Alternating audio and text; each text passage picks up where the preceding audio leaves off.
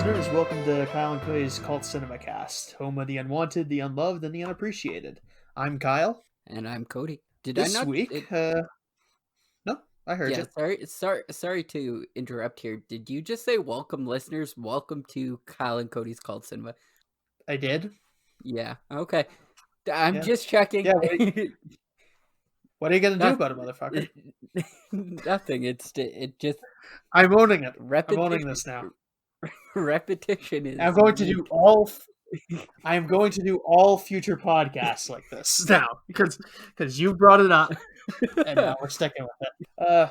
Couple things going on. Happy May the 4th, everybody. Yeah, this is going up ideally like 1 a.m. May the 4th because it's a Monday instead of a Sunday. I'll put it up nice and early for everybody. So, yeah, this is also a fun little coincidence. It was on our list for Golden Raspberry movies that aren't actually that bad.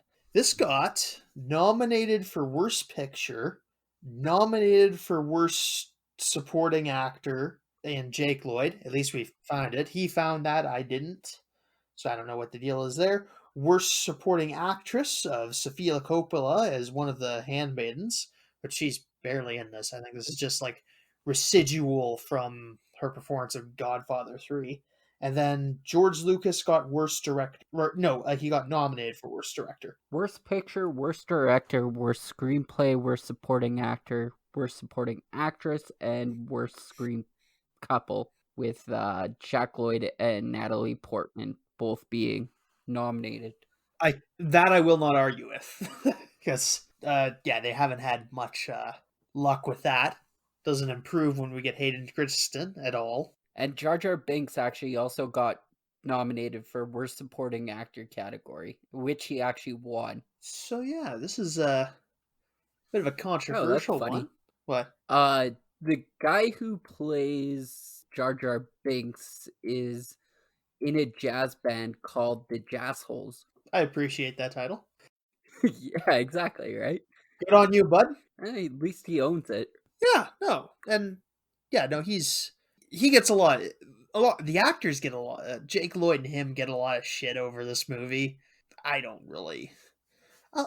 Let's just talk about this now. At least about them. I don't. Mm-hmm. I don't mind them as much as other people do. I mostly tune out Jar Binks pretty easily. I don't find it obnoxious like some people do, which I get if you're really taking it seriously. But I glaze over it when he's on screen, really. You could replace him with something better and maybe... I'm not defending him. He's not the best character they could have had for this, but... And then Jake Lloyd, he's a kid in this. Yeah. 10-year-old kid or something. So child actors are hit and miss at the best of times. Yeah, exactly, right? And George Lucas doesn't really have... he's not one of those guys who gets amazing performances out of his actors. Never has been. And like, Star Wars has good actors, like the original 3, but it has good actors is the thing. Like, it has Harrison Ford, who's really good, Carrie Fisher, who's really good, and Mark Hamill, who's really good. So you got a bunch of really good actors doing the roles, and that can maybe compensate for them. And I think that's just a concession you would, as a producer, you would maybe make for him. You maybe make sure he gets those high caliber actors, which he needs. Experienced actors just, I think, help his films, because the ones that are experienced, like Ewan McGregor and Ian McDermott and Liam Neeson, are all right in this. And it's more just like any flaw in the character is just like flawed on the screenplay level. Yeah, he just really needs those expert actors to really get his play going. Yeah, I think we'll talk a little bit more about that. We'll talk a little bit more about everything else later on. But let's get into this. We start with the iconic opening crawl. Turmoil has engulfed the Galactic Republic. Taxation of trade routes to outlying star systems is in dispute. Hoping to resolve the matter with a blockade of deadly battleships, the greedy Trade Federation has stopped all shipping to the small planet Naboo. While the Congress of the Republic debates this alarming chain of events, the Supreme Chancellor has secretly dispatched 2 Jedi Knights, guardians of peace and justice in the galaxy, to settle the conflict. So this is I think this touches along on a lot of stuff here. First, I'll start with this. It establishes like a lot of boring stuff that a lot of people don't like, and then a lot of like really interesting stuff because we don't really get a. I think up until this point we don't get too much idea what the Jedi were like right before the fall of before everything happened, and this is this is an era where oh, it's not the Empire, it's the Republic, or there's no Empire. This is going to get taken over by the Empire at some point, or yeah. So we don't really know what the deal is there. We know there's a clone war at some point, but it could be before or after this. It's this at this point. We just know that Obi-Wan fought in it, which he's an adult in this movie. He could have been in a short war easily. And then we get the impression that the Jedi are quite powerful in this era. So they are a respected force, which is interesting, like to establish what's going on, and also that there's a lot of politics stuff which a lot of people find really boring. I don't find it Boring. Maybe this is just because I am a man with a. Maybe it's just because I'm a man with a degree in history and political science, and this stuff would excite me. But The way I look at it here, not so much is how boring of a movie is it as an adult as I do looking at it as how boring of a movie is this for a kid. Because you got to understand, in 1999, I think this might have actually been my first foray into the Star Wars universe as a whole. I don't think I'm might not have watched like the prequels when I was that small, because I would have been 5 at the time. So this was my first look into Star Wars. Is it going to hold my interest as a kid? I had definitely seen 5 and maybe 6 before this. 5 and 1 are my big Star Wars movies that I watch on loop. Just because I never uh, I only had episode 5 for a long time and I never got like my tapes of the other movies for whatever reason. It was just weird. And it's not like nowadays where the Star Wars trilogy is getting released on Blu-ray every 6 months, it seems like. It's a lot harder to get tapes back in the day, which is it was stupid. It was like this is a funny thing we don't the kids aren't going to have to deal with nowadays. It's that it was hard to get VHSs you wanted back in the day. You had to go through like used video stores to get anything, and if some was out of print, you were Blockbuster. fucked. And and yeah, and you had to rent stuff. That's why this was so popular.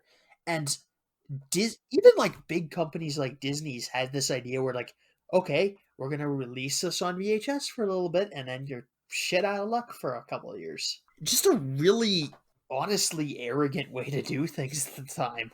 And I mean, especially nowadays when there isn't big retailers that sell them anymore, your best hope is to find it at like a garage sale or like. And yeah, no, nowadays if you're doing something on Blu-ray, you got to be putting it out pretty regularly because people won't.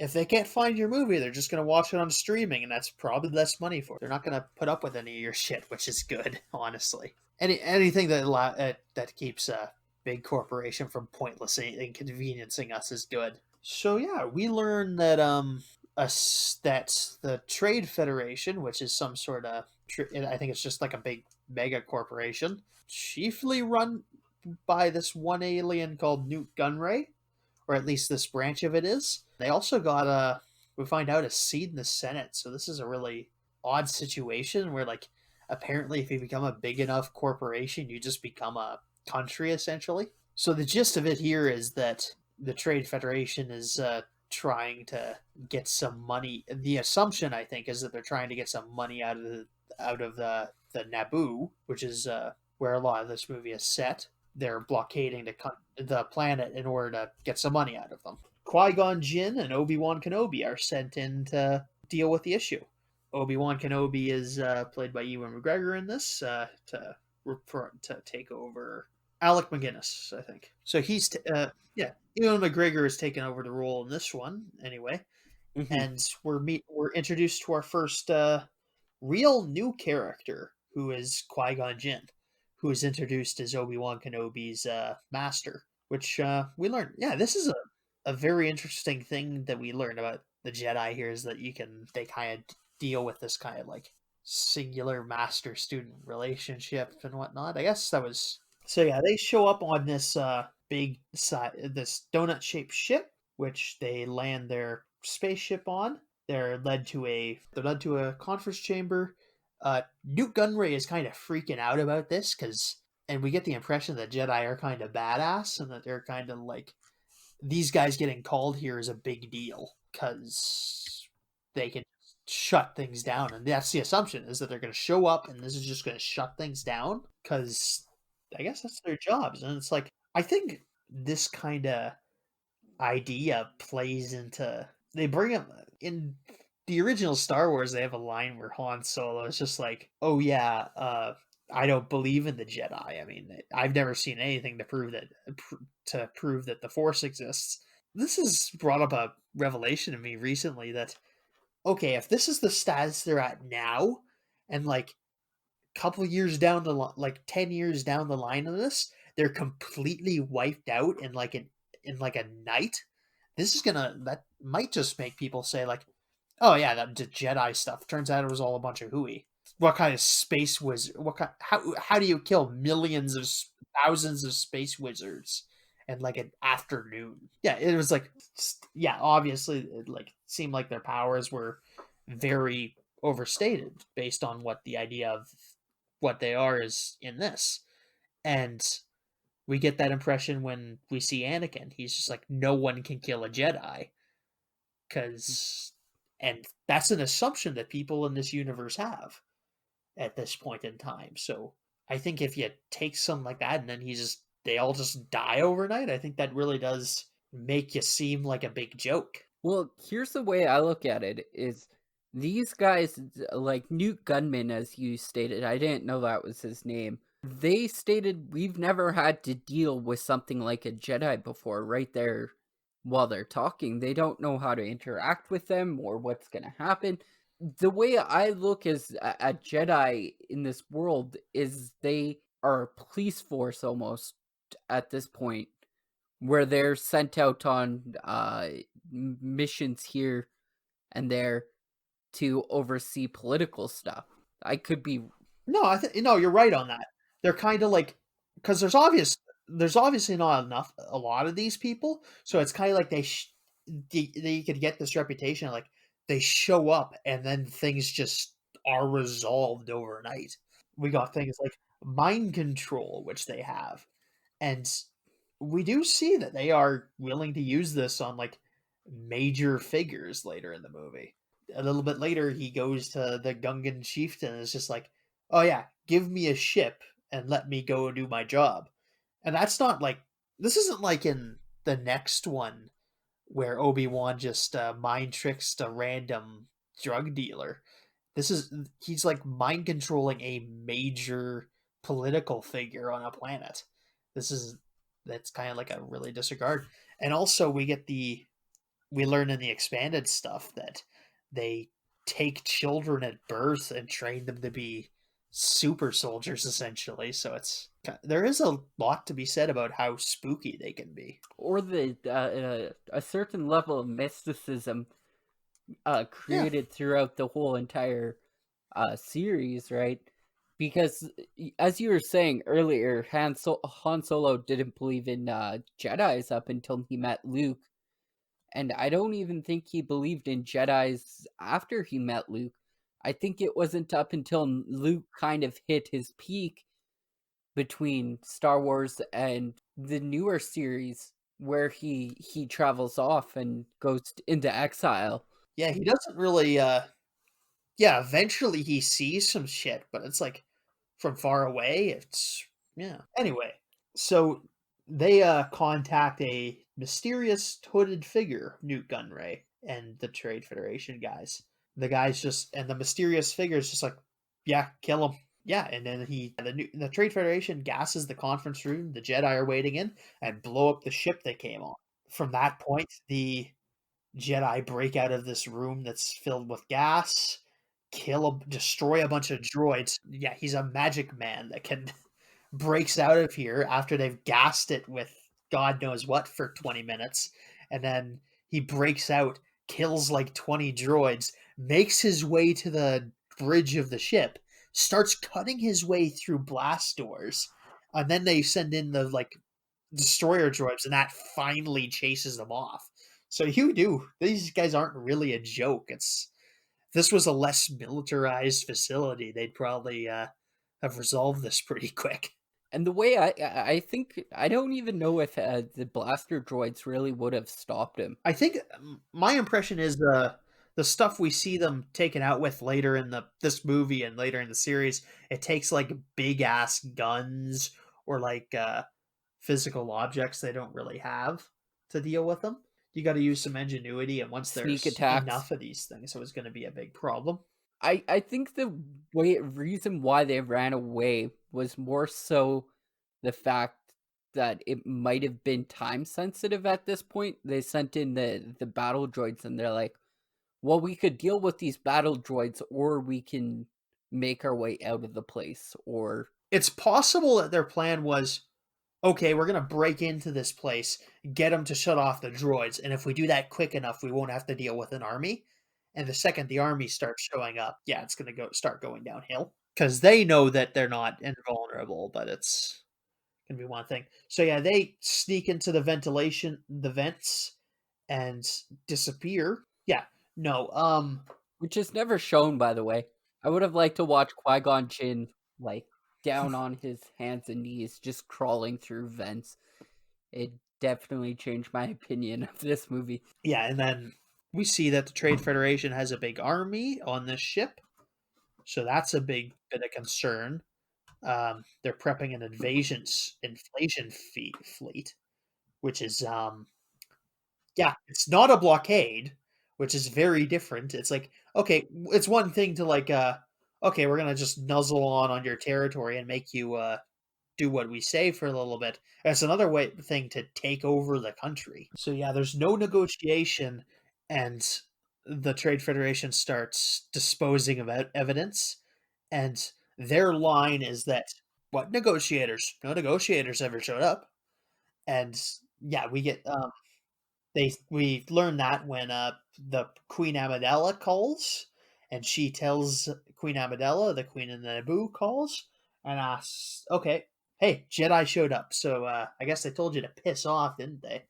And I'm not exaggerating too much there. She really does have that attitude. Yeah, we see Played by Keira Knightley's Keira playing the Knightley at this Queen, point. and they're just like, oh yeah, no negotiators. Don't know what you're talking about. Next, after the Queen hangs up, he's just like, disrupting communication, no communications off this planet. We see that demonstrated as the Queen's having a conversation with Palpatine, with the Senator Palpatine, about whether about this negotiation that hasn't happened yet, and we see his hologram projector get cut off.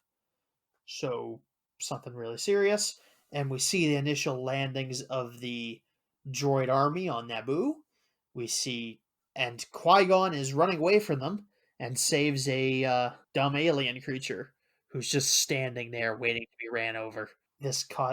We learn this alien is Jar Jar Binks, the infamous character. Yeah, this was one of the bigger missteps of the show. He's just, yeah, there's not much he does. He's just, realistically, he's just a character that connects them to the Gungan plot, which, I mean, you could have done this with anything. You could have just picked a more serious character to put in this role, and probably would have turned out better. And it's not even that. Yeah, but he goes on to become a senator. Um, He's definitely serious. He's yeah, he's one of those characters that, like, there's a bit more potential in him that people let on, but I can't help but think that you could have gotten something cooler in this role. Like, I think he was supposed to, like, there was some talk about him being the Chewbacca of the franchise at this point. It didn't end up happening. They knock him out of the franchise pretty quick after this. He has like a brief appearance in episode 2, and then he's not in episode 3 as anything other than a background character. Yeah, it's to George Lucas's credit, he does learn a little bit. We don't get too much, so is a bit of a learning curve here. Yeah, it just doesn't. It just if Episode 2 would have been a better movie. Anyway, yeah. Since Qui-Gon saved Jar Jar, he is now in a life debt, and Jar Jar is essentially has to do whatever Qui-Gon says. I guess Jar Jar lets drop that there's the safest place would be Gungan City, which is hidden under an ocean. But Jar Jar can't go there because he's been banished. But Obi-Wan and Qui-Gon convince him that, oh, yeah, you might be banished, but there is a nice big droid army coming this way, and they're just gonna smush you. Take us somewhere safe. So he relents and takes them to the city, which they swim underwater, and they arrive at the Gungan stronghold. He meets with the Gungan leader. He does a mind trick and convinces him to help him out after he initially refuses. People notice what's going on, but he's not asking for something terribly unreasonable. And I gotta say this conversation they're having here, it kind of reminds me of like early Star Trek The Next Generation, where everyone's really smug about the fact that they're such perfect human beings. Which, if you've watched that, I think you know what I'm talking about. But it's Star Trek isn't my wheelhouse, but I have been watching yeah, a little more of it. For those of you who aren't really in the know, I'll explain this. Early Star Trek The Next Generation is not very good. It takes a good 2 seasons to even get a good episode in. And the characters can be really insufferable because they just make dumb decisions and act like they're just the cat's ass. That this is because they're advanced humans who have overcome all of our racial situation, all our uh, human flaws, which isn't true based on the thing. It's not quite as bad here, honestly, because the Jedi actually are heroes. They're actually trying to do something good. A bad Star Trek episode might have them completely ignoring this threat and just letting the Naboo die. So, step up. This is better than some of that bad TNG Enterprise era Star Trek. Yeah, they take Jar Jar Binks with him because Jar Jar owes Qui-Gon one, and it's something they can do. And then they take a water speeder through the Earth through the planet's core, and it's a neat scene actually. We see a bunch of big fancy fish which eat each other. It's very spectacle like. It brought the meme, there's always a bigger fish. That's where it comes from. After one fish eats the other that was eating the ship. And this actually, I liked this. The second fish that eats the bigger fish, or the small fish, is this giant, like, Godzilla-looking, like, monstrosity. That was really cool to see, just, especially because it's the early 1980s, or 90s. Yeah, so, just how good, like, Oh yeah, special people give effects a lot have of shit gotten at about that point in this time. movie using a bunch of CGI, but it still looks really good. It's just a little bit different. There's a good bit of practical effects in this. There is I think George Lucas is capable of using practical effects in the right situations. There's a little bit of a learning curve with the starfighting with the starfighters in this. It kind of does you do get that sense that they're in like a cockpit behind a green screen. Kind of sucks, but I think it still does look very good and it's very exciting, especially they certainly don't look bad. The ship gets bitten and they get stalled out in the planet's core. The Jedi Jar Jar starts freaking out because I mean they're out of power in the planet's core, surrounded by kaiju fish. He's not completely out of line at this point in the movie. And the planet's core, no power. When you start thinking we's in trouble. And it's like, I can't argue with that. That's reasonable. And then they turn back on the thing, and then they take the ship right back to the Naboo capital city, where they promptly rescue the queen, and they convince the queen that she needs to leave the planet to preferably save preferably talk to Coruscant, get this resolved, because they need to at least report that something's Yes. going on.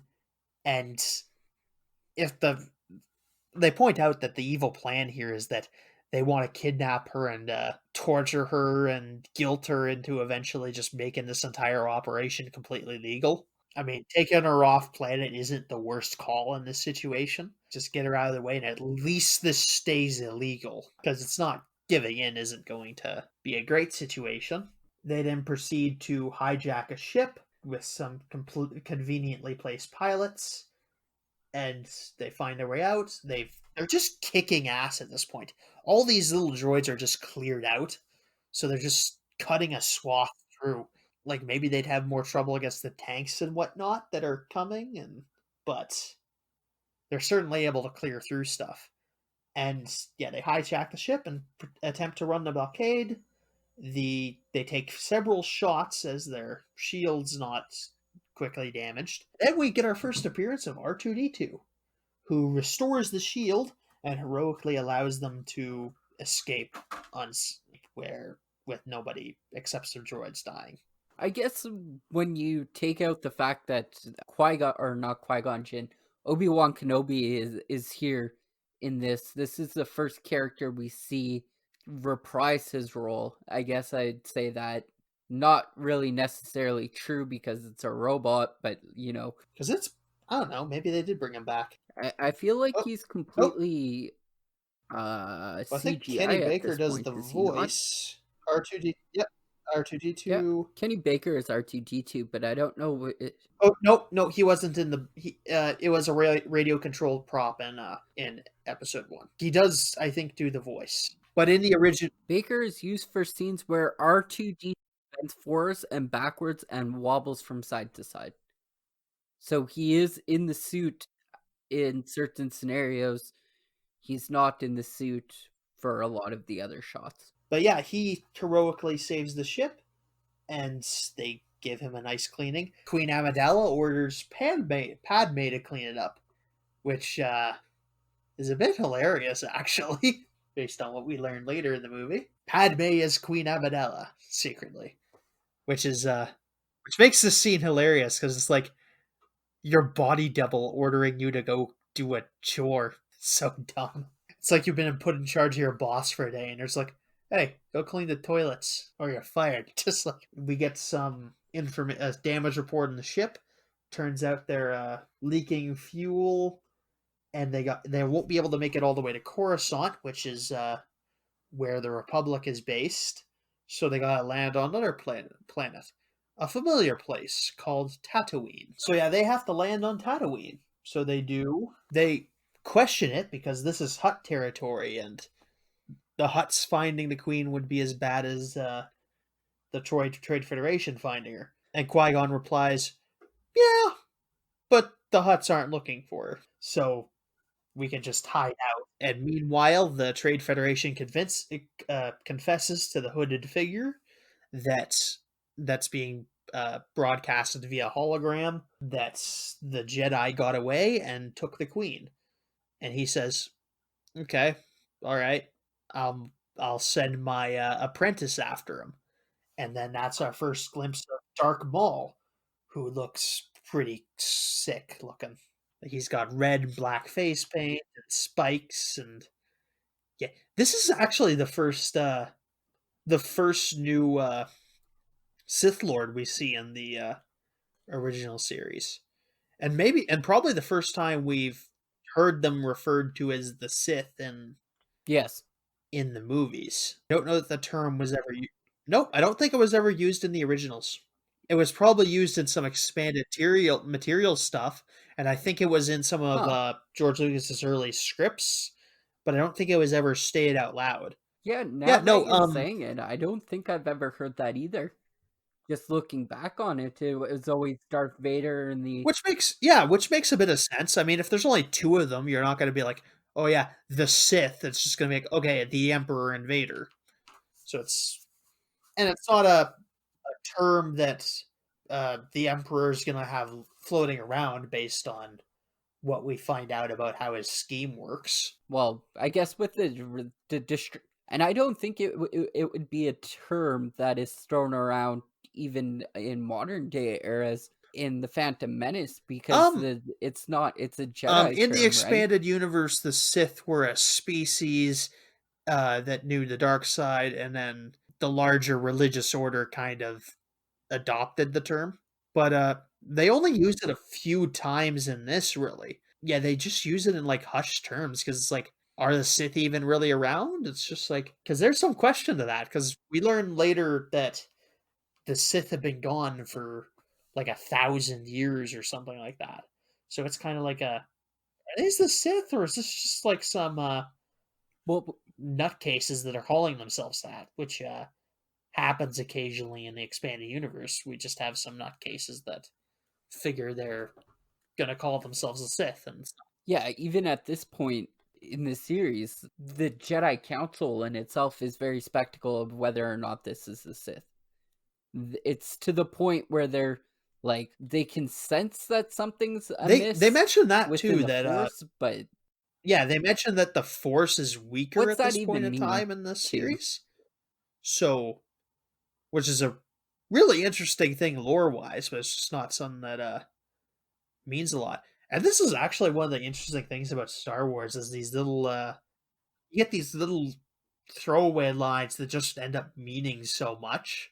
We're just like, oh yeah, the Force is weaker now, and that's like something you draw this whole thing from, and you can take that to some revelations that we learn about Anakin a little later when we get to him. Lucas's strength has always been world building, I think, because it's always really easy for him to like drop a term and for that to fit in seamlessly, and he doesn't do it to a point where it gets you get drowned in it, which is hard to do. It's like, yeah, because I mean there's terms, but it's like simple things where it's just like, oh, the rebellion or the trade federation. They don't give them fancy names unless it's like a planet or a guy.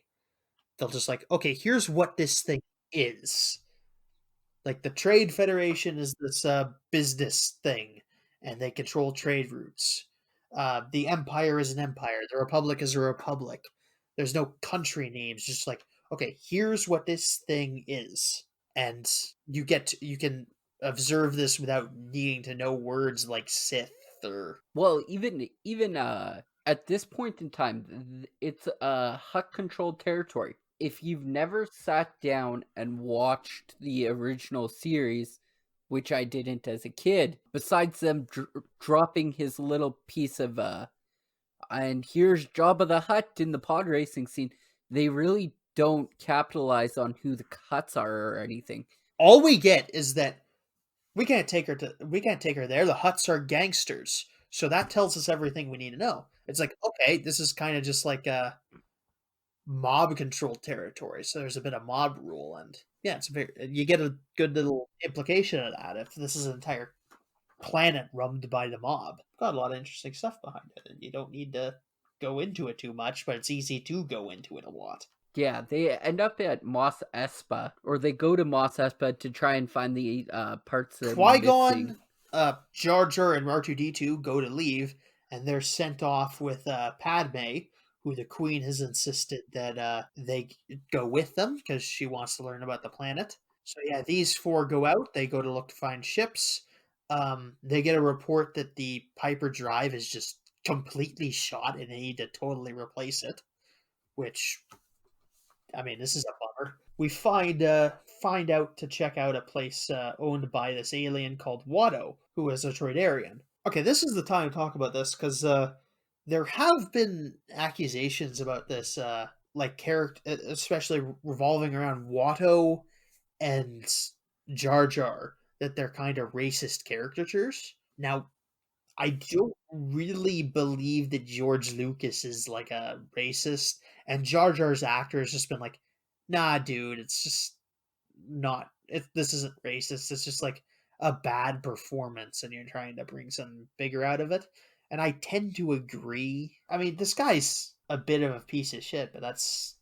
I mean, George Lucas certainly didn't. I don't think he's intending to do it. I think he's just drawing from old storytelling techniques. And yeah, this is just how it ends up. He just shares some traits with this, but he's not like a pure evil character necessarily.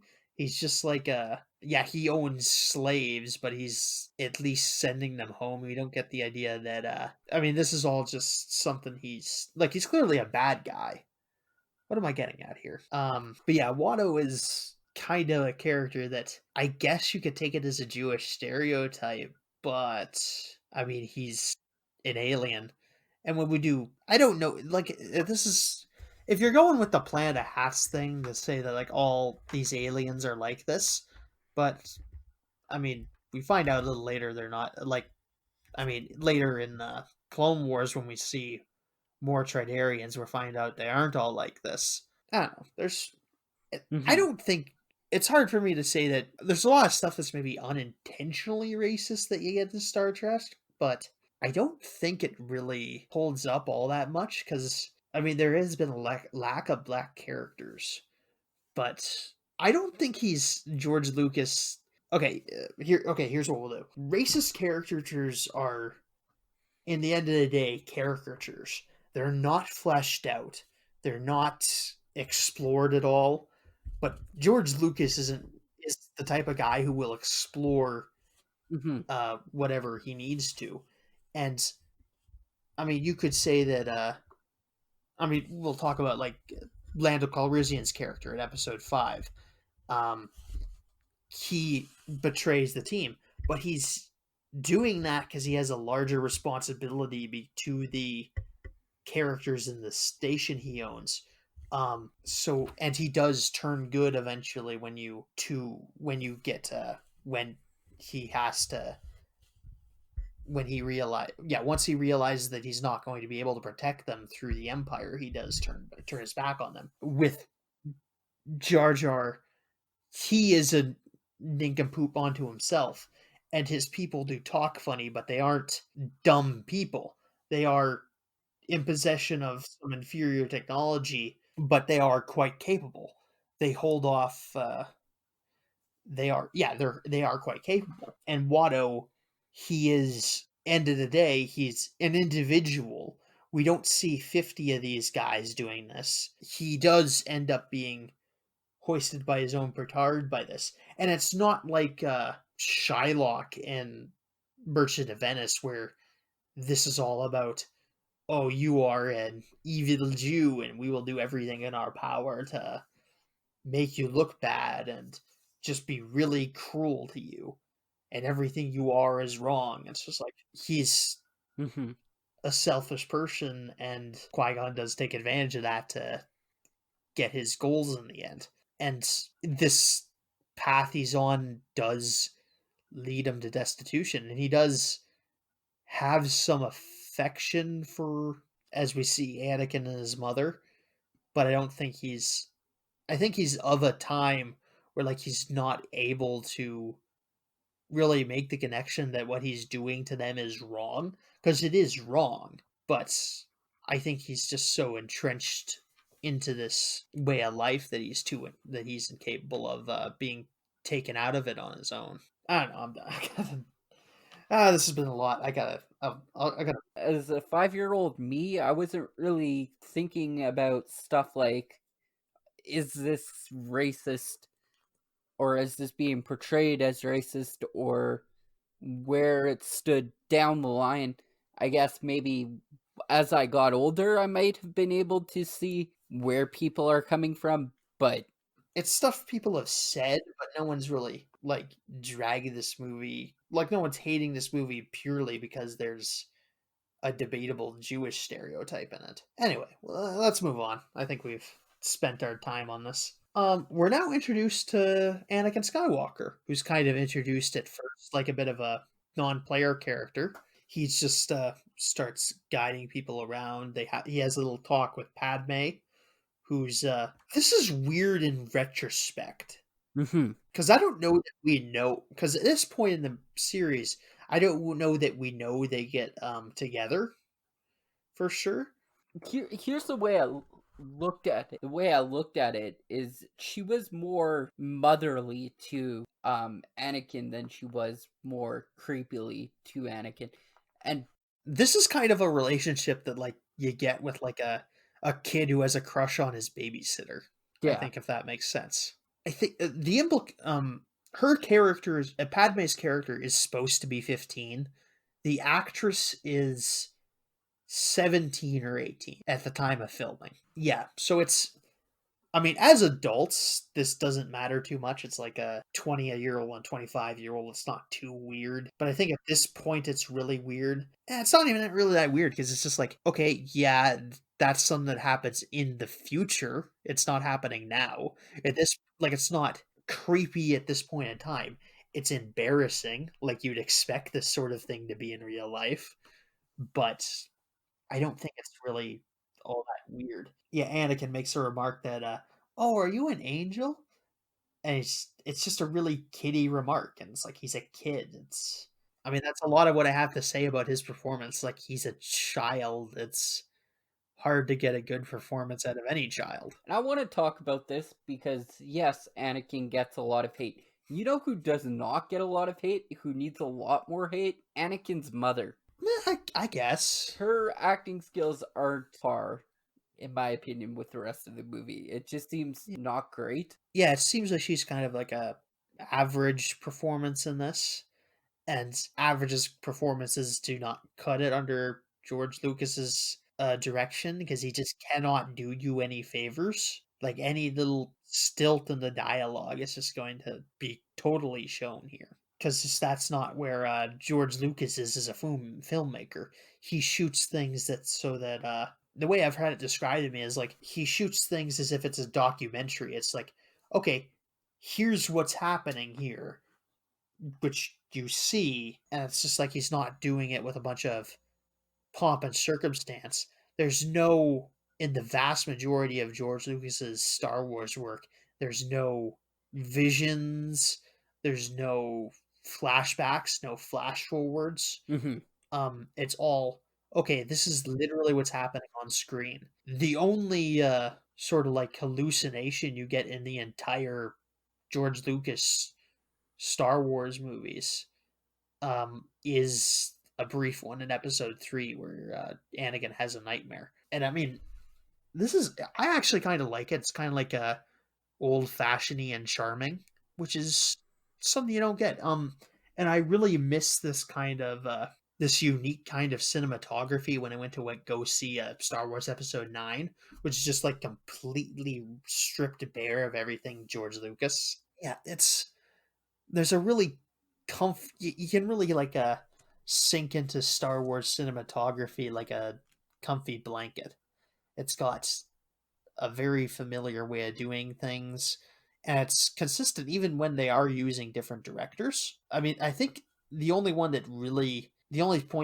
at which we really started having problems with that was in episodes 8 and 9. It's just a really unique style that's doesn't really get replicated too And often. with that being said, I was just scrolling through the Wikipedia page. Actually, Steven Spielberg, Robert Zemeckis, and Ron Howard were actually all approached and asked by Lucas to direct The Phantom Menace. And none of them took the role and said that he should direct the film. Yeah, no, yeah, I think that was that was really where they were at this point in the thing. Like people say, "Oh yeah, he shouldn't have directed," but that's not what the prevailing opinion was at the time of Mm-hmm. creation. Because this was really was his baby, and it was like his friends were telling him, "You need to make this. You're the only one who'll be able to get what you want out of it." And having Spielberg do it was a bit more of an option at this point if he would have been able to talk to him about that because they do know each other. He was, I think, briefly in line to direct Return of the Jedi, Mm-hmm. but he couldn't do it because essentially SAG rules. Essentially, yeah, because in Hollywood films, you need to have credits for the actors at the beginning, and if they don't do that, you can't be in the movie. And George Lucas doesn't put his credits at the beginning of the movie. Obviously, that's why all of this is filmed in the UK, Huh. or like why it's produced in the UK. Yeah, or at least a lot of it is, because there are rules in Hollywood, at least at the time, where you had to put your credits at the beginning of the movie, which is all Union stuff, and it's all very important, but it's just not how fit with the vision at the time. Yeah, it's just an interesting thing. So yeah, back to the plot. Watto and Qui-Gon are negotiating for the ship, for the new part. He tells them it's very expensive, that he'd probably just buy a new ship if that might end up being cheaper. But I think they do need their own ship because, I mean, they're in a very sensitive situation. No one can know they're here, I think is the prime part here. Because if the Hutts find her, it's not going to be good. They'll probably ransom her off. Probably ends up in the hands of the Trade Federation anyway. Yeah. This is just my assumption. So they need their own way out of here where they don't have to go through gangster customs or have some not friendly Han Solo type. So yeah, they need their own ship. He offers Republic credits for the parts, but Watto refuses. He tries to use Red Eye Mind Trick on Watto to get the credits to work. So he is going to at least repay him for something, even if it's something he can technically use. But Watto is a Troidarian and therefore immune to Jedi Mind Tricks. So there's no proper way out of this.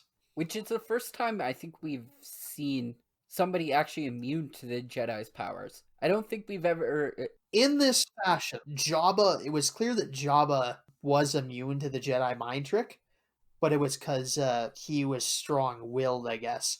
And it wasn't...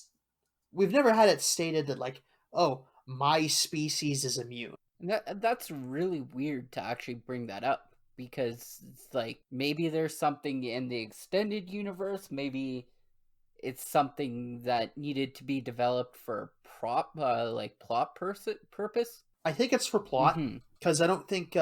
Because anyone that's, like, Jabba, or, like, anyone who's, like, strong-willed enough to resist them would have been either a good character who would have just helped them, or would have ended up in a far more complicated situation. I think this is an easy way to, like, okay, this is a big pain in the ass, but we're not completely screwed. Yeah, I think like, a lot of the stuff is...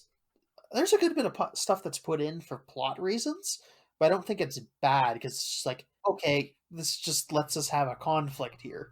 Honestly, if he didn't have mind control powers, this wouldn't be a issue. So, like, there's a million, like any other movie where they don't have hypnosis abilities, this is just the same movie. It'd make the movie a lot shorter, too. Give me your slave boy, his mother, and then it'd be like credit scenes. We do learn a bit about the Jedi in this, because he doesn't, I mean, if the Jedi were total thugs, they could just rob Watto, fight their way out, but, I mean, they'd have to fight their way through the repairs, which could take a couple hours, so it's probably not a viable option anyway. And by my understanding, Watto might be maybe not connected to the Hutts, but the Hutts have definite sway over his livelihood and his business and stuff like that. I mean, he is a businessman, like a staple of the community. The cops probably have good service time to his house. They leave to figure out they don't really have enough to barter with to get that hyperdrive. Jar Jar gets into a tussle with a character we know as Sebulba, who is a freaky looking alien who's very threatening looking, at least in the context of Jar Jar and Anakin, I guess. He's a bit scary looking. Maybe not very big, but yeah, Anakin tells him to screw off, and Sebulba tells him, oh yeah, if you weren't a slave, I'd kill you. Yeah. Which, the slavery is a bit interesting in this movie. It's not like the slavery that, like, we in North America are, like, familiar with. It's kind of like, okay, you have a job that you can't leave or change. It's a lot like, okay, you've been bought by a guy who owns McDonald's. You get your own apartment that you get to choose. You're paid, but you work at McDonald's.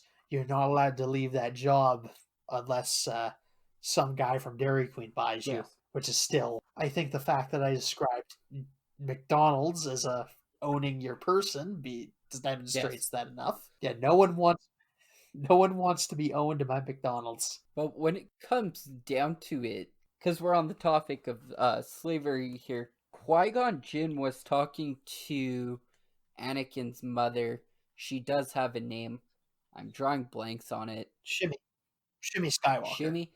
Okay. He's talking to her, and he says, I'm not here to free slaves. Like, that's a valid option. You can just come in and be like, I'm going to liberate all these slaves. And I guess it comes down to he doesn't want to upset the Hutts because it's more I think than it is. It's a bit like, it's a bit like a cop going into like crossing the border for a little bit to like chase after a guy. It's like, okay, I'm not really allowed to just rain havoc here, and he's not really supposed to be here.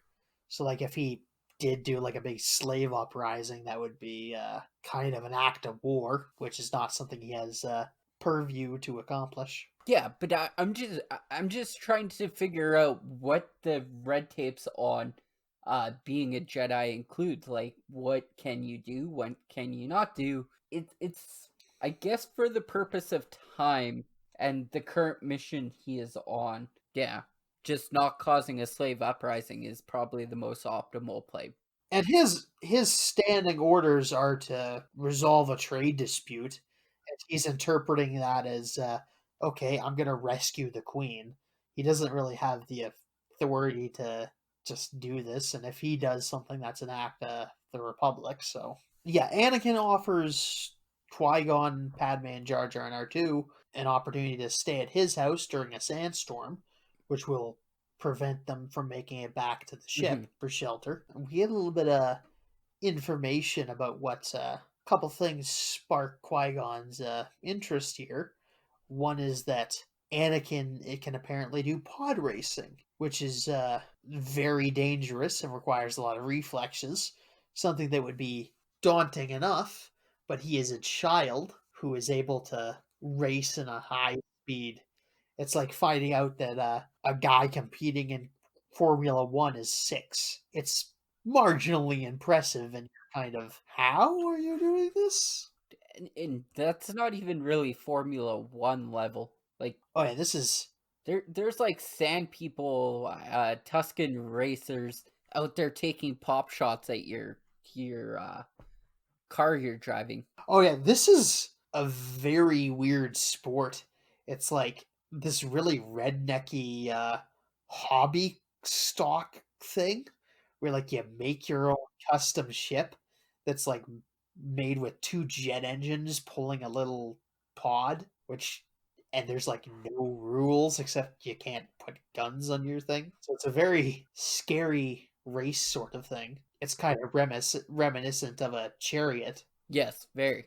I guess, but it's really doesn't make too much sense. But it's like a very to bring this into retrospect, kind of, there was adults on the course who are literally giving their lives. They are dying in this pod race to win whatever prize is on the line, right? Yeah, this is potentially lethal. Like, very potentially lethal. This is like less chariot racing, more stock racing. Like, with horses. Like the kind of thing they shoot a horse at every year during the Calgary Stampede. And with that being said, this little alien Sabalba has like this weird hatred for a 9-year-old. Like, just really hates this kid's guts. Like, really badly. He's like saying, I'm gonna pretty much just murder you on this race course. And I mean, I get it. There's a point in time where I'm like, yeah, rivalry, it can bring out the best in some people. And this guy's like, I don't know. I don't know why he hates him so much. Maybe there's something there. Maybe they're rivals. Maybe they've been going at it for a really long time. But that's not necessarily true. Maybe he's pissy that a slave is maybe he's pissy that a slave is kicking his ass, or is almost kicking his ass at pod racing. And maybe this is a larger sign of like societal bigotry against the slave class. Mm-hmm. That's my best guess, anyway. And he's a cheater. That's the worst part of it all. Oh yeah, so fucking high and mighty. He's cheating, and he like sabotages this 9-year-old kid's like race car which could result in his death. And I'm like, why do you hate him so much? Like, They stayed in this little whatever the period there it is that they're talking about this pod race that like, oh yeah, this kid has almost died several times doing this before. And also, this is 9-year-old kid has done this before when he's like 7 or 8. And it's like, what? How did you even figure out he was capable of doing this? Who in their right mind puts a kid behind a fucking dangerous jet here's vehicle? the way I look at it, though. It's Watto. Watto's clearly the one who's putting him in the pod, but like even at that, like clearly a slave costs a lot of money, and if your slave dies in a pod racing accident, you're not recuperating that money at all. Oh yeah, slaves. It's pointed out that slaves are quite expensive in this.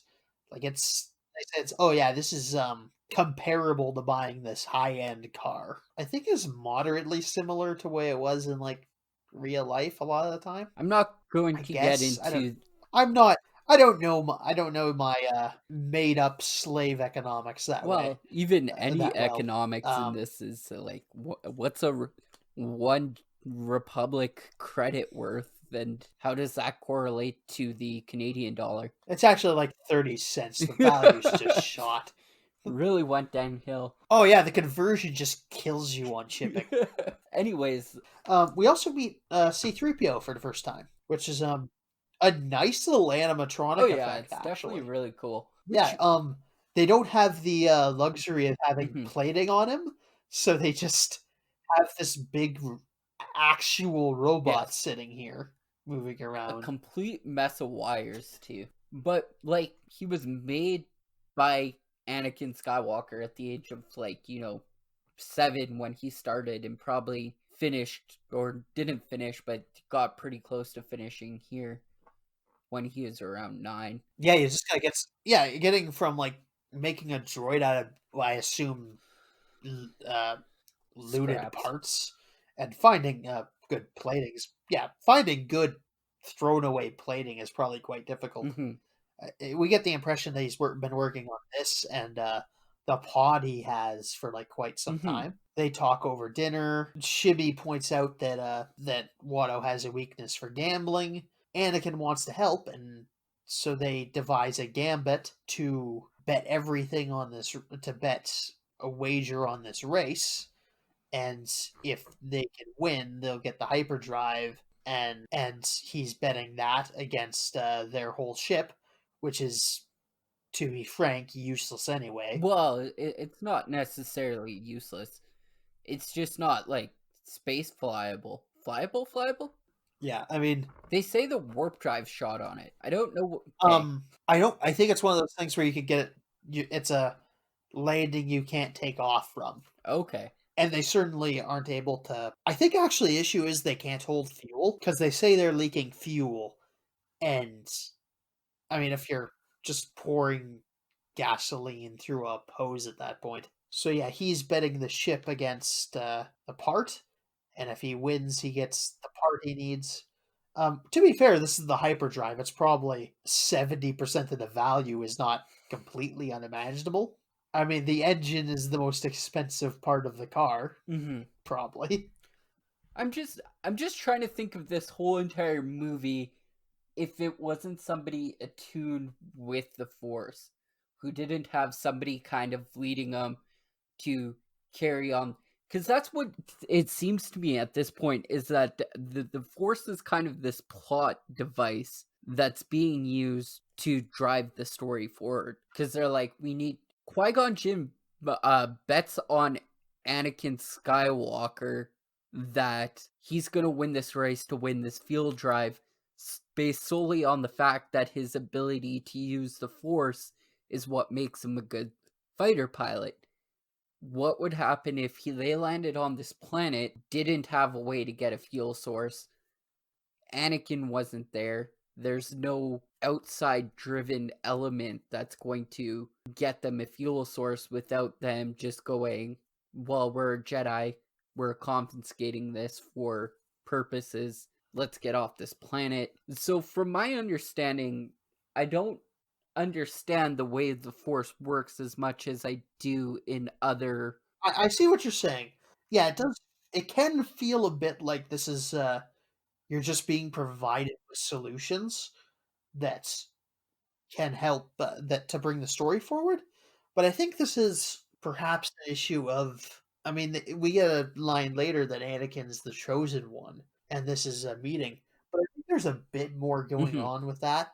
I think that this maybe is a subtext to this being a battle between the living force and then to the Emperor's mission, who is the hooded figure we're seeing in talking with the Trade Federation, where it's like this is the conflict between the Emperor and essentially the god of this world, and they're trying to meet up, and essentially Qui-Gon's being handed Anakin Skywalker because he is the one who's capable of raising him properly.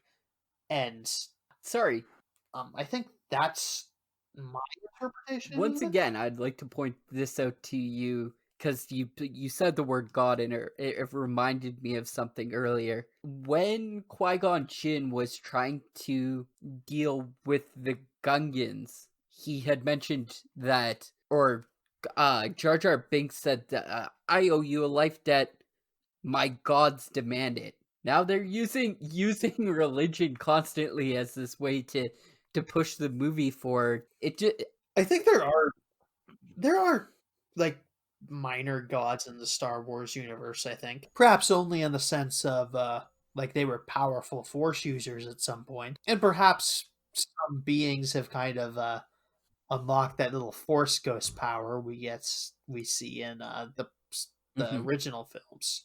But yeah, there's explanations for gods in this universe, I think. But yeah, I think this is a bit of a context of a bit of a holy struggle. It's I'm mind you, I'm like very over Mhm. interpreting. Though, am I over interpreting if it makes the movie better for me? It's just like Like, at what point does it's just kind of like in, for example, Lords of the Rings. Gandalf kills the Balrog, spoiler alert. And then in the next movie he's just brought him back and it's never given a really whole big explanation on why he or how he was brought back, just that he was brought back. But if you go into the mythos, the backstory and all this other stuff, into the similarians and stuff like that, you get a bigger, fuller understanding of why he was brought him back and why him and the Balrog are in this eternal conflict and how it relates to all of Middle Earth. In here, it just feels like maybe there is something that's like pulling Jedis towards Tatooine as a whole that I'm not seeing, being somebody who hasn't looked into the overarching mythos of Star Wars. In entirety, what I'm trying to say is the Force drawing Jedi to Tatooine as like almost a conduit of the Force? Is the Force? I think I think I don't think they're draw I don't think Qui-Gon's Mhm. being drawn here. I think that he's Anakin has conveniently been placed here cuz like if we're Mhm. playing by god logic, you can like make sure somebody's born in time that like okay, in 30 years this guy will be where he needs to be. Yeah. Okay. It's just to the point where not only Anakin's, where he's like good at something that can easily be explained by the Force. But I guess when I'm looking at things differently, not necessarily from movie watching position and placing it into a movie directing position, at the end of the movie, the big space battle is going on.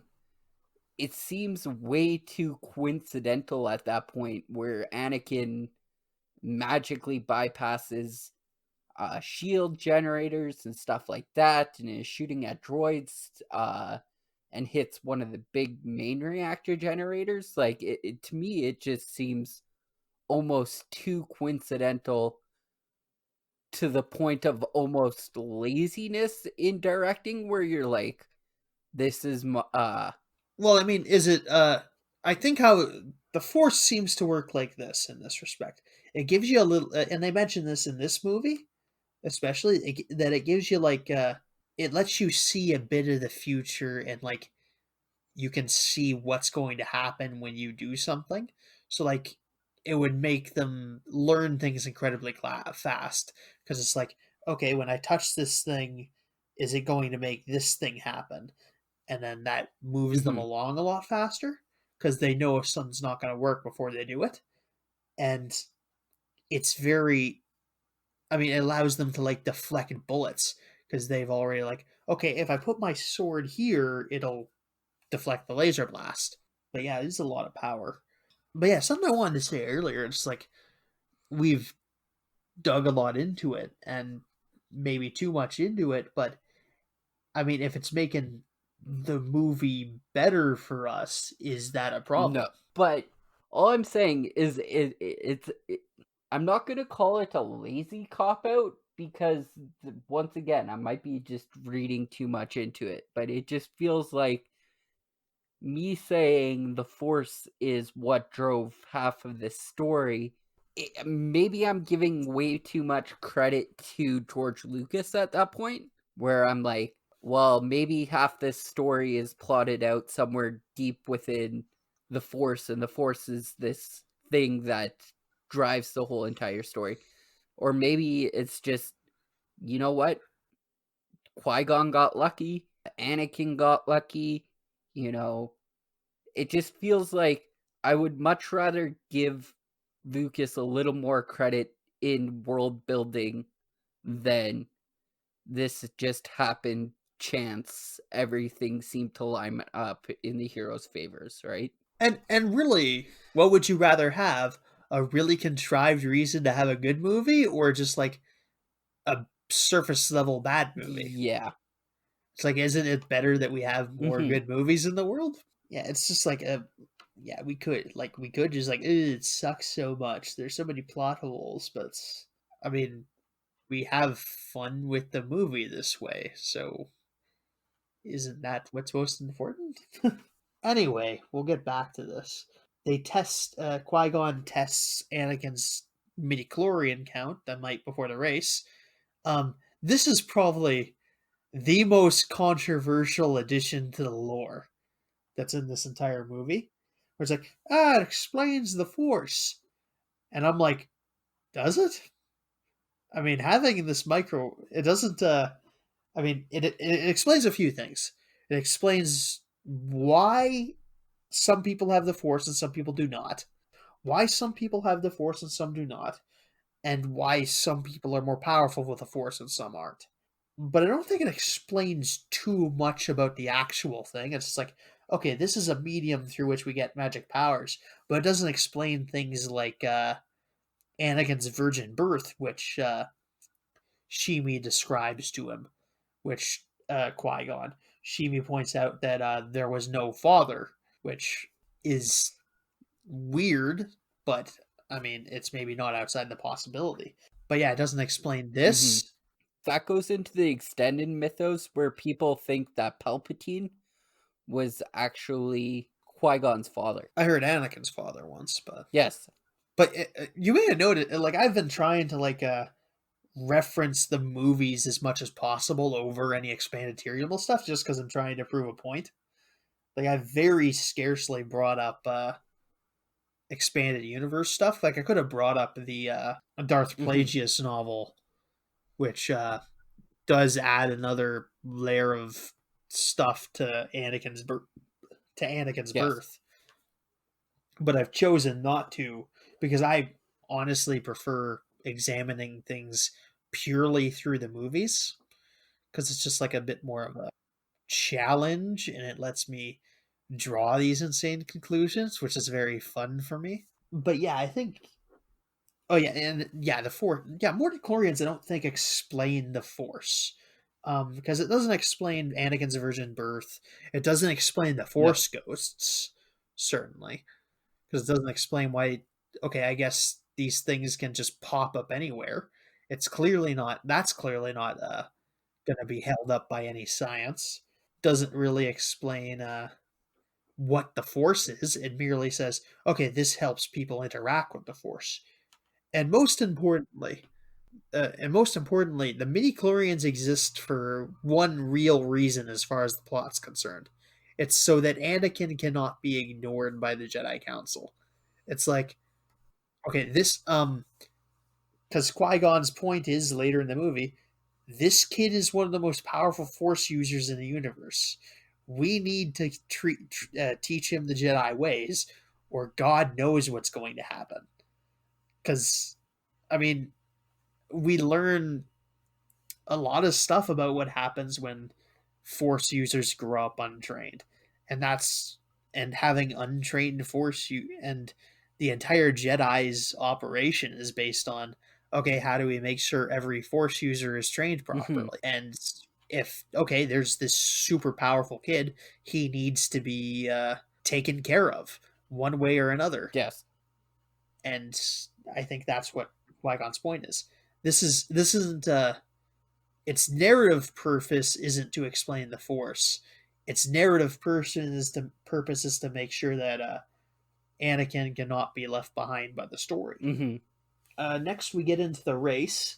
At this point, Qui-Gon makes him another bet. He says, "Okay, if with Watto, if I win the race, I get Anakin and his mother, and if you win the race, if you win, or if someone else wins the race, you get my pod." And he's like, "Okay, no, I can't do that. You can have one." Watto rolls a dice at random to decide which slave he's betting, which slave Qui-Gon gets if he wins, and Qui-Gon manipulates the roll so it comes up so he'll get Anakin. This could be interpreted as fairly heartless by Qui-Gon, but I think it's just practical, and I think based on what we get with Qui-Gon's characterization, it's possible that he might have eventually came back for Shmi, because he does not have the resources to take her with him right now. But give it a couple months, he could probably arrange some gold or whatever it is the Hutts use. It's probably arrangeable to get this woman freed with a bit more resources. I think maybe Watto was being maybe a bit over cautious with him betting Anakin on the pod, because clearly they sold the pod, a very valuable pod, and it wasn't able for her to buy herself out. Or maybe you can't buy yourself out of slavery. That's always possible too. Yeah. Yeah, we don't. Slavery can be transferred in this universe, but it's not clarified that they can buy themselves out, which reasonable enough assumption, because you don't necessarily want people going out of the slave system. A good way to make sure that doesn't happen is to keep them from from buying themselves out. Interesting little conversation, but we'll move on. So yeah, we get our first look at the pod race. They're setting up. These pods are junk. Anakin's doesn't start, and then also another guy's pod doesn't start, and I think this is semi-normal. Like, this is a thing that happens, if not every time, like, it's reasonable enough. And yeah, it takes Anakin a little bit to get his pod started, and the other guy's pod just explodes immediately. So, and I mean, I guess that kind of boils down to how these pods are built. Tatooine in itself does not seem like a very rich planet, but the pod racers do seem to do pretty decent for themselves. But I mean, if you're just spending a lot of your time trading and selling or scrounging around for pod parts, right? That definitely. And you don't see You don't see proper speeders being built like this. I can tell you that. This is Mhm. maybe just a novelty. It's like, okay, you can build something like this way. You probably shouldn't. Yes. And it's just like a very rednecky sport is the impression I get. It's like you're watching it a bit, hoping that people will explode. And only one pod makes it out of this race. So that's not an entire. So I don't think that's entirely uncommon. And Sabalba. Sabalba's ship is probably what looks to be like the best and well-maintained pod out of the set. And it's definitely the biggest because like if you compare it to Anakin's, his two front things are actually really huge compared to Anakin's, which are these almost tiny little. Yeah, there is a huge size Mhm. difference between these. It's just like one's huge, like several of them are huge. Anakin's is pretty tiny, so there's not a lot of regulation here. No. But yeah, the race starts. We get a couple. We get our first our first appearance of a character called Aura Singh, who's around in the expanded universe a fair Mhm. bit. Yeah, they start the race. It's very exciting.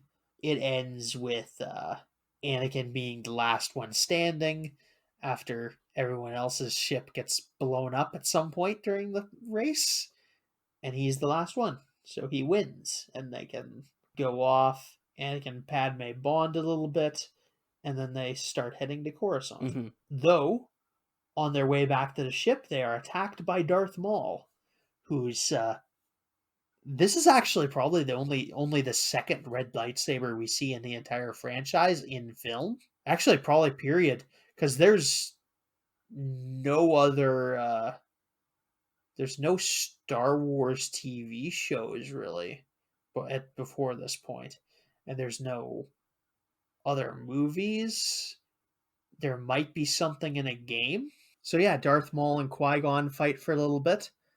Qui-Gon is forced into a retreat, which is quite something. It's the lightsaber combat is stepped up a good little bit in this film from the originals. Uh a little bit.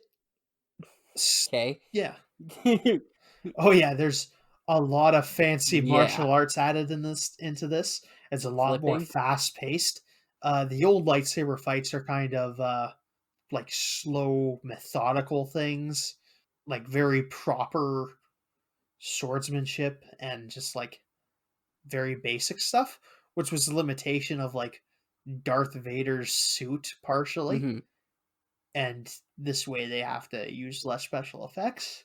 But yeah, they bring in a whole new choreography philosophy for this, and it gets very exciting. So yeah, they escape and they start heading to Coruscant, where they meet with Senator Palpatine and Supreme Chancellor Valorum.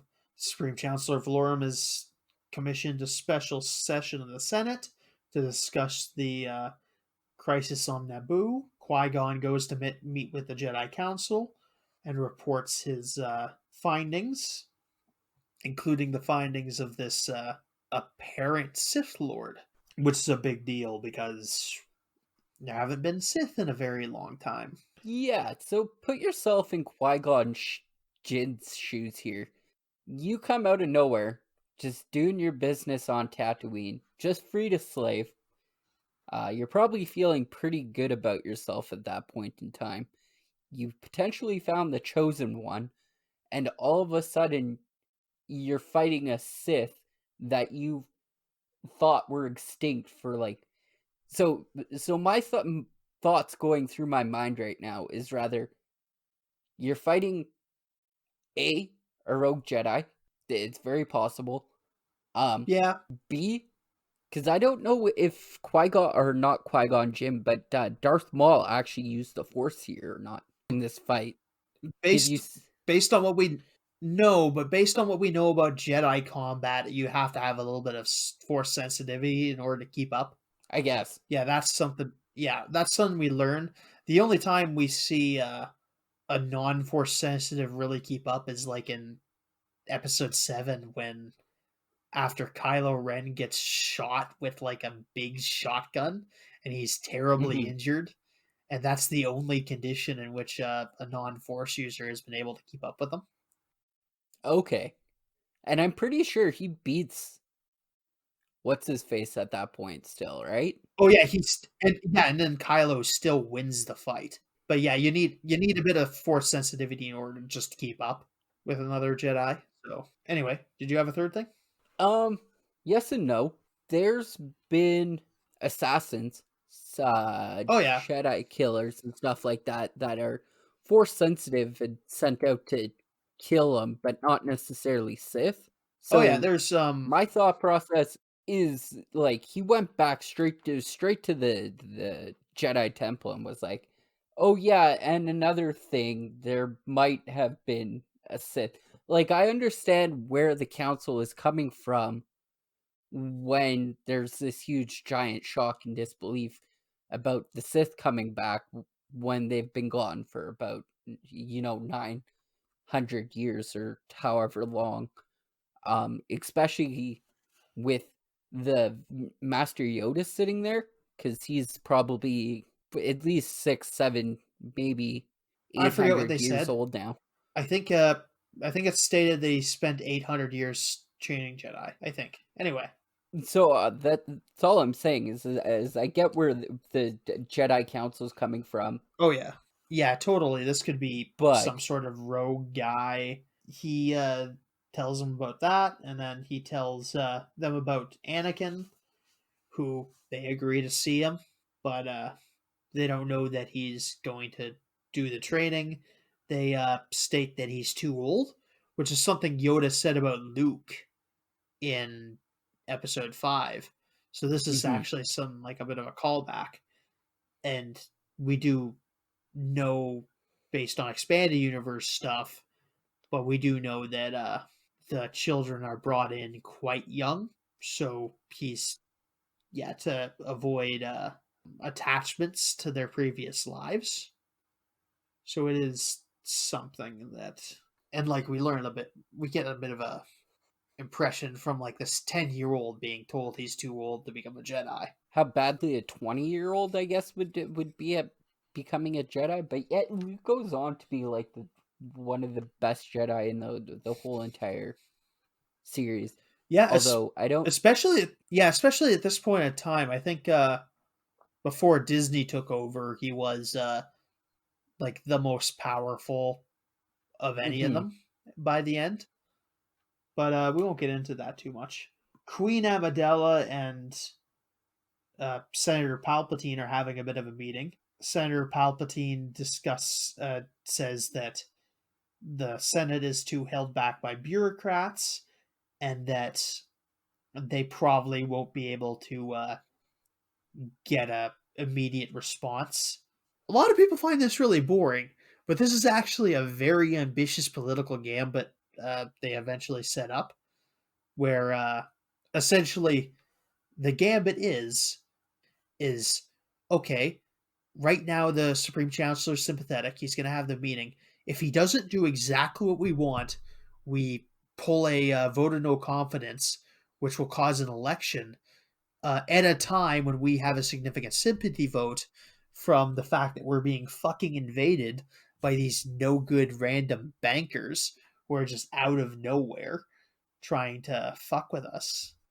And we're going to be take advantage of this long-standing frustration with the bureaucracy of the Senate that's keeping us from accomplishing anything meaningful. So when I look at this as an overarching storyline, because the second and the third movie, you kind of see the rise of Palpatine and how he becomes so powerful and how he gets into the Senate and stuff like that, and where he kind of starts taking it from being a republic to I'm going to rule this galaxy.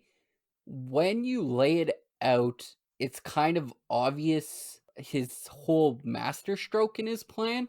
Like he's trying to push Naboo into rather at this point overthrowing the current chancellor or dying as a martyr essentially, where he's going to force a war or something at that point. Yeah, this is actually Palpatine's the Emperor, by the way. Spoiler alert. But yeah, uh, but his play is actually brilliant. Like even if he's essentially sacrificing his entire planet to a greedy trade federation in order to garner sympathy in the Senate so that he can become Supreme Chancellor Mm-hmm. and then further go on to gain more power from there. And this, it doesn't really matter what happens because the fact that there is a war gives him the sympathy vote. Whether the election is coming soon, like let's say for a second that they don't, that there's no vote of no confidence at this point, and that the Trade Federation gets everything they want. He gets Mm-hmm. to act all pissed off in the Senate, and he gets to strut around saying, "Oh, look at how we've been screwed. Look at how they've stolen everything from us." And he can just use that to get a vote. And he doesn't care whether or not this gets resolved now or in 4 months. He's won either way. He's already won at this point. The only thing anyone could do was somehow track this all back to him, but who's going to believe him? And frankly, they're doing a lot to make him rich Yeah. and whatnot. But yeah, it's a very daring gambit, even politically. It's like ballsy movie suggesting of give us what we want or we're going to just collapse this entire government because we don't like it, which is incredibly ballsy and I can respect it.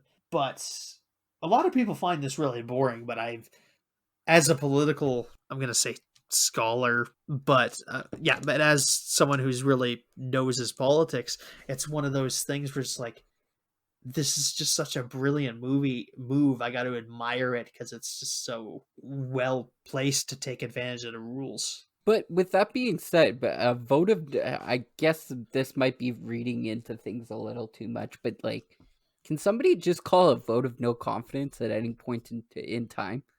Because like, Technically, yes. we only saw one little tiny piece of like Senate's, like, I guess maybe a handful of times in the movie, but like this went like from 1 to 100 really quick. It's like, oh, this guy's not gonna agree with us, okay, let's just vote him out of office then, right? Yeah, like this is a little bit, I think this is also part of it. This is a parliamentary system as opposed to Mm-hmm. the American system, which isn't.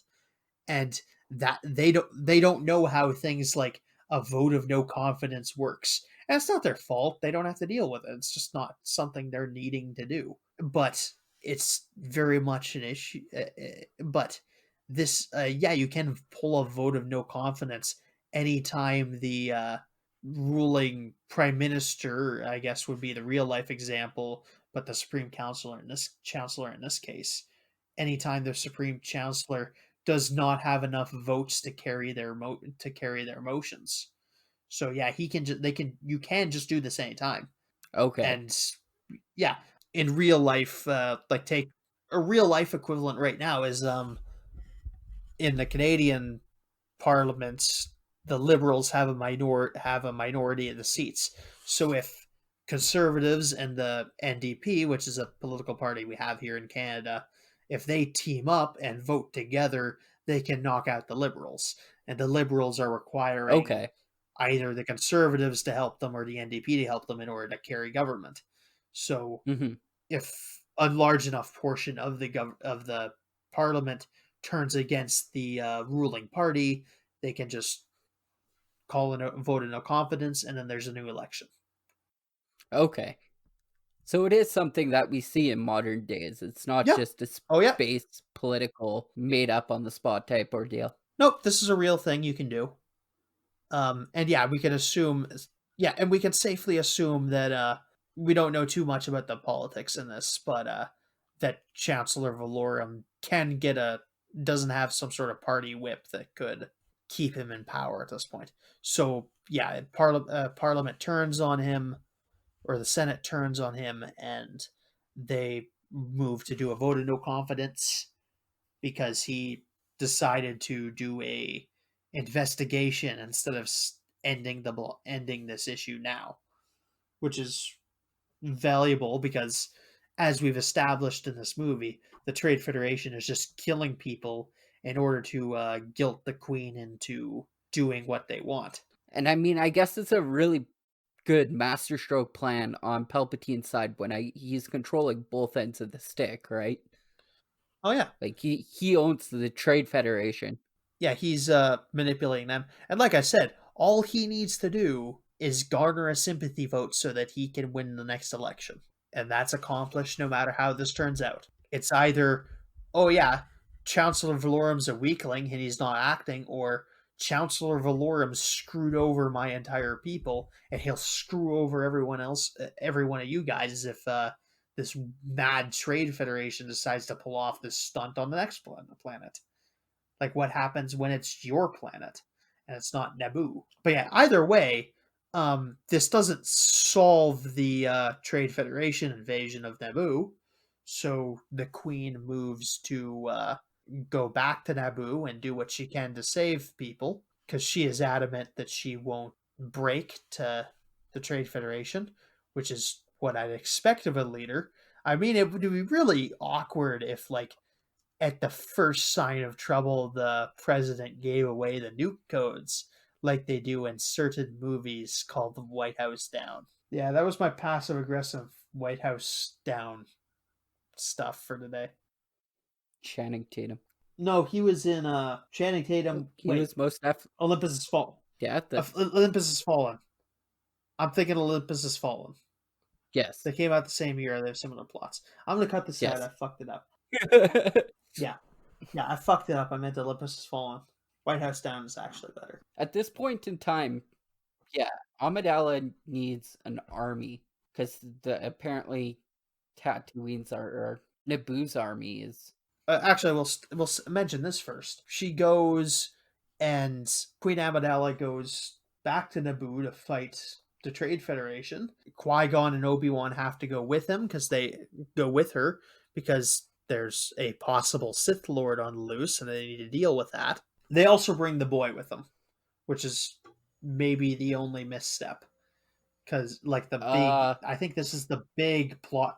This is the big plot issue with the movie, is that there's not really a sensible reason to take him with them. Like, he probably should just stay at the temple for a little while.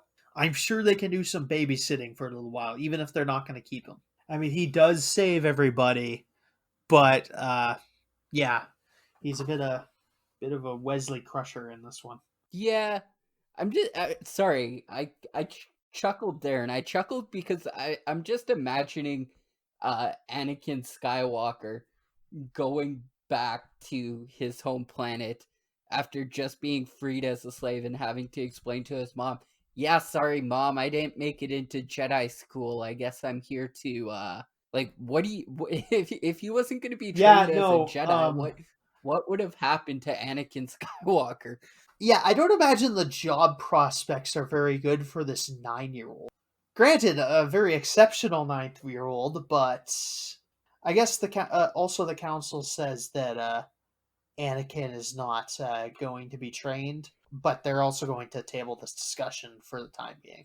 But they should probably be examining the kid here. And I think what it boils down to is, I think Qui-Gon Jinn was so hard pressed at this point that if the council wasn't going to train him, he was going to train him himself, with or without the council's permission. We get that implication that he's willing to go against the council. That is stated.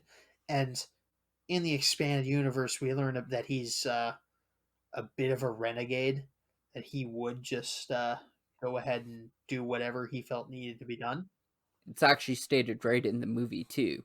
Oh yeah, even then, yeah. So they get the exposition that from Obi-Wan, who said, like, if you would play by the rules, you'd just be on the council yourself. Like, why are you fighting it? And I get where he's saying. I feel like he's not a man to be bogged down by the bureaucracy of it all. Like, so yeah, they go to Naboo. Jar Jar had given Queen Amidala the idea that that the Gungans would help fight. So they go find the Gungans. They don't find them at the main city because they've been chased off.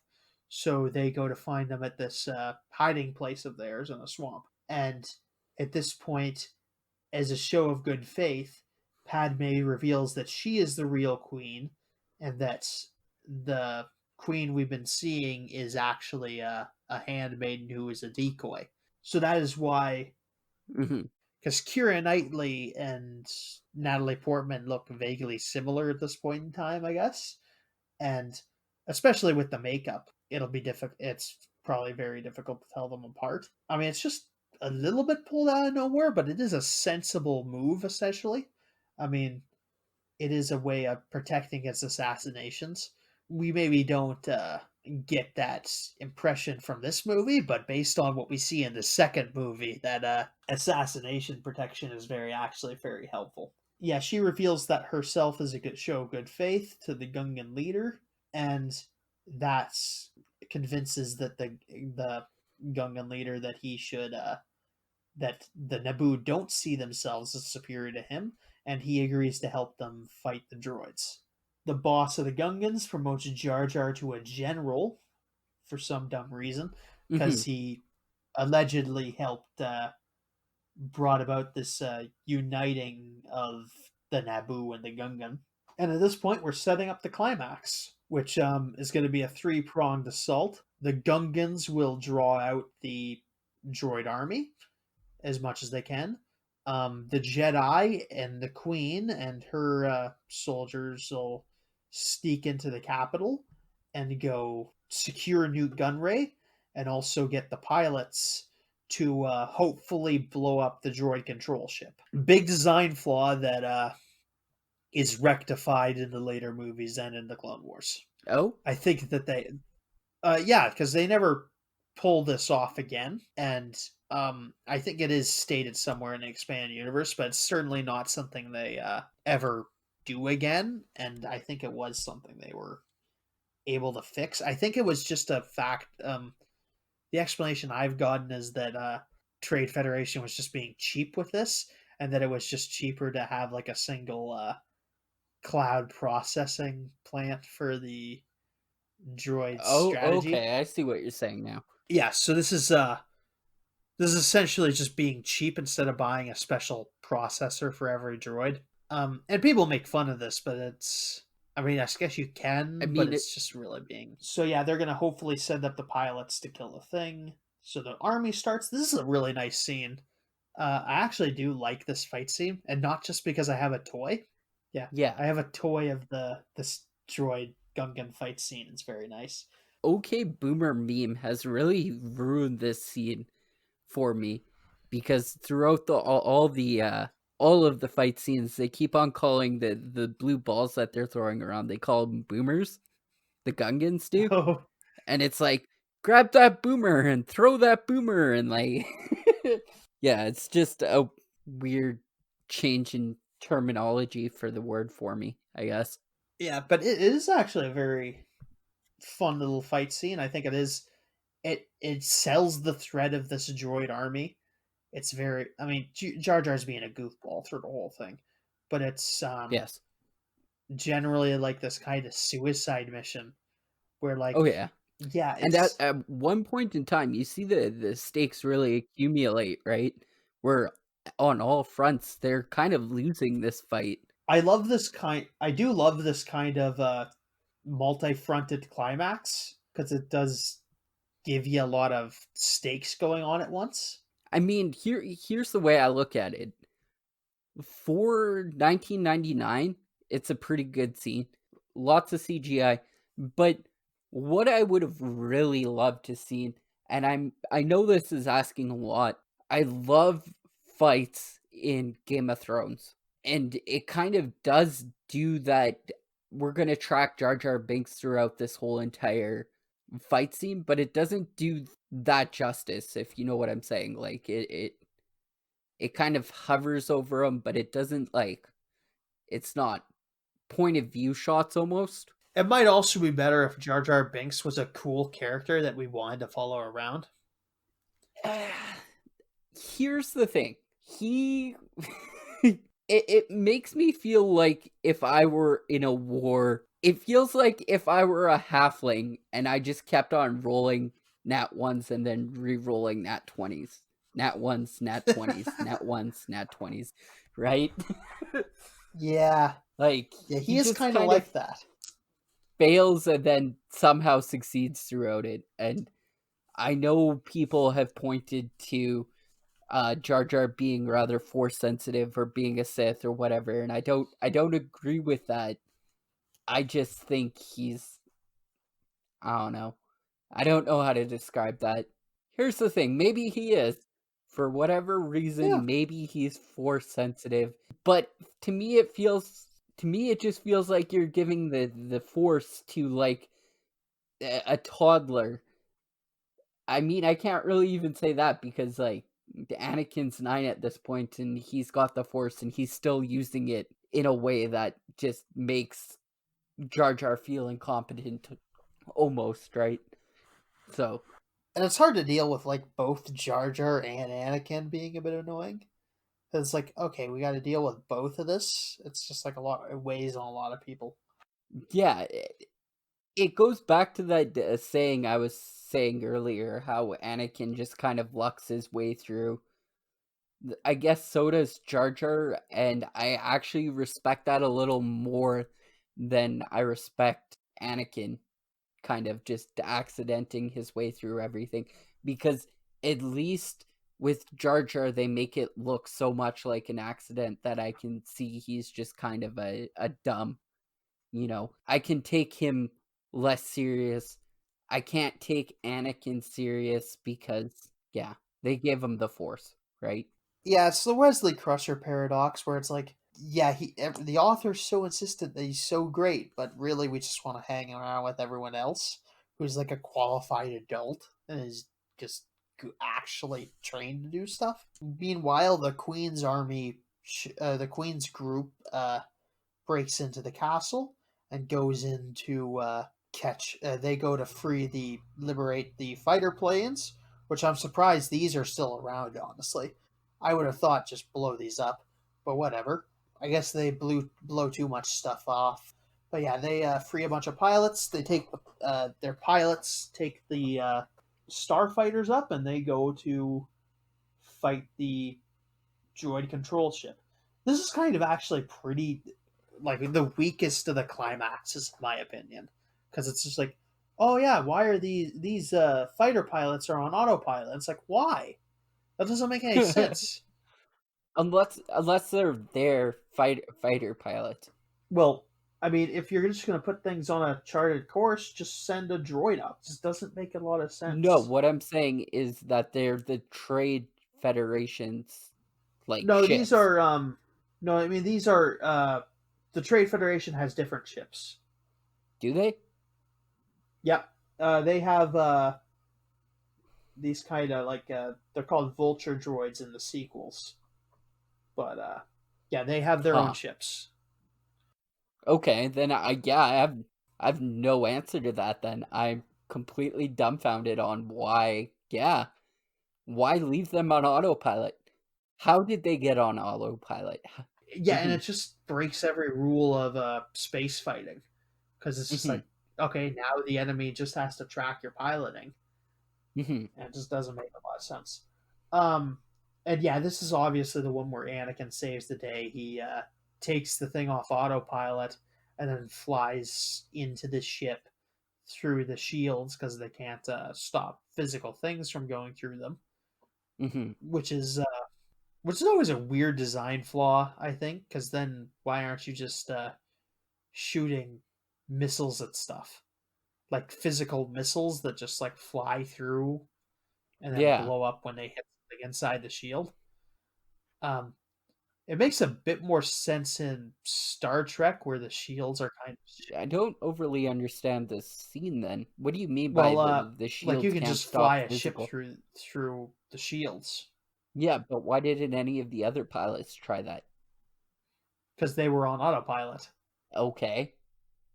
I guess they were just trying to take out the what were they what was the purpose of sending the ships up there in the first place? I am so confused about the logistics of this scene. Yeah, no, like I said, this is the weakest of the scenes because it's all just so contrived. Okay. And these shields don't make much sense because it's just like, why aren't you just shoving like a very basic nuke through them? But yeah, it makes more sense in Star Trek's where the shields are like skin tight to the ship, and you can't get through them and get into this empty space. Um, but yeah, anyway, there's also the Queen manages to secure Newt Gunray after a bit, taking a gun from the throne. Okay, sorry, I'd like to just. There was a scene in this where they had like Batman their way up a wall, and then they like zoom in on Natalie Portman's face, and she's looking down the scope of this gun, and she's aiming, and she's like almost doing that like concentration thing where you stick your tongue out, but not quite. Like, and she's using it to shoot the window, which is like 2 feet in front of her at this point, like just to blow out the glass. Yeah, Like, broadside I'm of the like, mind. how are you gonna miss that? She actually has decent characterization in this, because they point out that like Palpatine points out like, I really wasn't expecting her to be this anxious to go into battle because I mean it's a kid, Well, I but mean, then again, yeah, 14. yeah, then again, lots of kids end up going to the army if you don't stop them. I mean, Yeah, that but she's happened a lot in also World War II.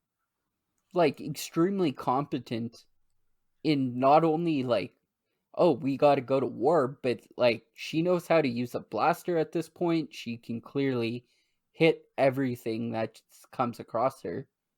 I mean, she is a queen. She's probably got some qualifications. No.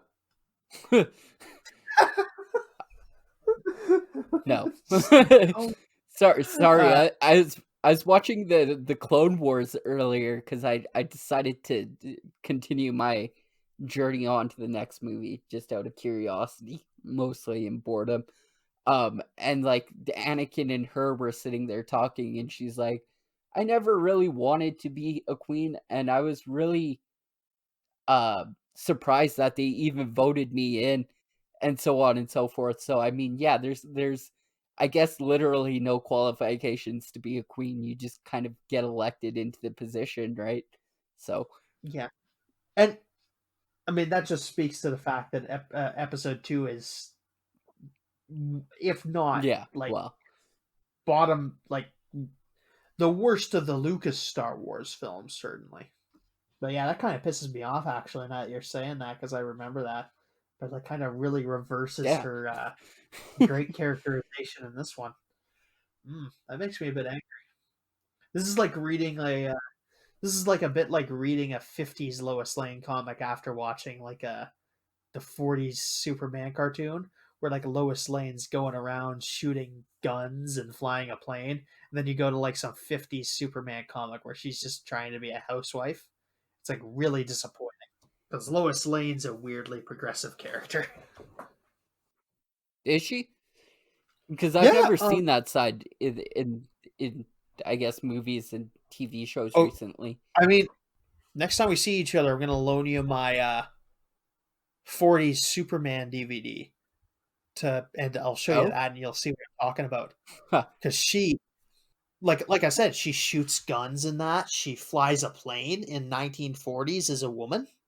Yeah, like And 1940. she's just a reporter Yeah, no, in the she's very. comics. Yeah. Oh yeah, she's very early. Lois Lane can be very competent. They've honestly toned her down, and it took her a long time to even get as far as like 40s cartoon super Lois Lane is probably my favorite Lois Lane rendition. I mean, I guess there's not much of a different progression than from the like early 40s Lois Lane and Padme, because in the first movie she's pretty badass. Second movie she's pretty badass. Third movie, bam, pregnant. I mean, are you saying? I think you're disparaging pregnant women there, Cody. No, I'm just saying that that level of like adding up to it where they're like, oh, badass housewife, badass housewife. It's like almost the exact same thing. Housewife who's a successful and respected senator. Yes. And I mean, I guess if you're pregnant, you don't overly want to be in a whole bunch of gunfights that I'm aware of. So, I mean, good for her. Ideally not. Do. So, and yeah, we're also halfway through the Queen's mission. The Jedi split off to fight Darth Maul, and this is our first appearance of the double-bladed lightsaber, and it's all very exciting.